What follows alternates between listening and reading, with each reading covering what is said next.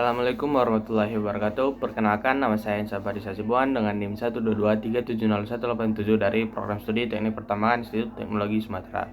Pada video ini saya akan menyampaikan tentang materi yang kami pelajari pada minggu keempat mata kuliah pengantar estimasi sumber daya, yang pada minggu keempat ini kami membahas tentang konstruksi dari metode poligon dan metode nearest point.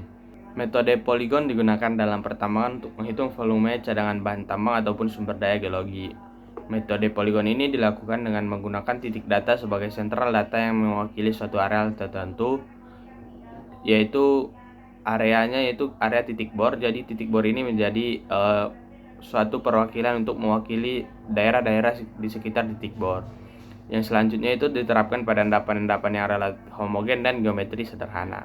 Pada suatu luasan tertentu ditaksir dengan nilai data yang berada di tengah-tengah poligon dan belum memperhitungkan tata letak nilai data. Tidak ada batasan yang pasti sejauh mana nilai contoh mempengaruhi distribusi ruang.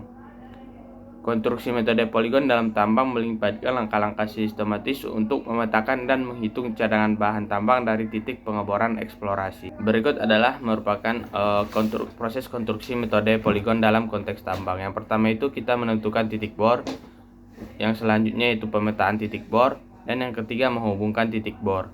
Di poligon yang kita bentuk dari titik-titik bor tersebut, kita dapat menghitung luas poligon.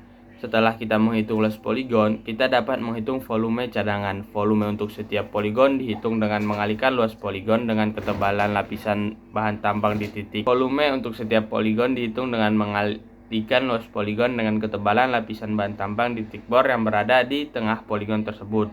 Dalam beberapa kasus, kedalaman atau kualitas bahan tambang bisa berbeda di titik bor, sehingga hal ini dapat menjadi kekurangan dari metode poligon ini sendiri. Selanjutnya langkah yang kita lakukan yaitu penghitungan total cadangan. Volume total cadangan bahan tambang di area tambang dihitung dengan menjumlahkan volume dari setiap poligon. Yang kedua adalah tentang metode nearest point.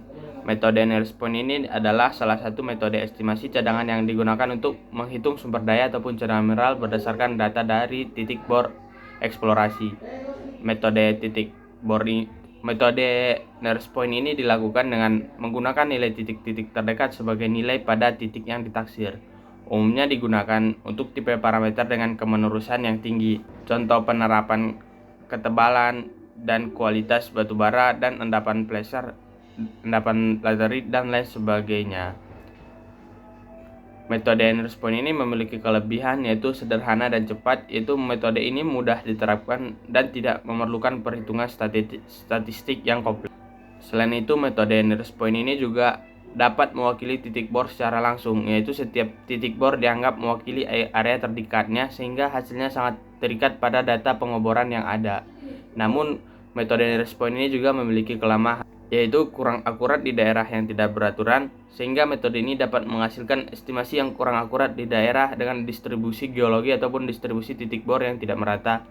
Yaitu selanjutnya tidak memperhitungkan variasi antar titik, yaitu metode ini tidak memperhitungkan atau perubahan kadar ataupun ketebalan secara bertahap antara titik-titik bor yang dapat mengabaikan variasi penting di antara area yang tidak dipengaruhi oleh titik bor langsung, sehingga hal ini dapat mempengaruhi tentang keakuratan geologi yang dilakukan saat perhitungan estimasi sumber daya.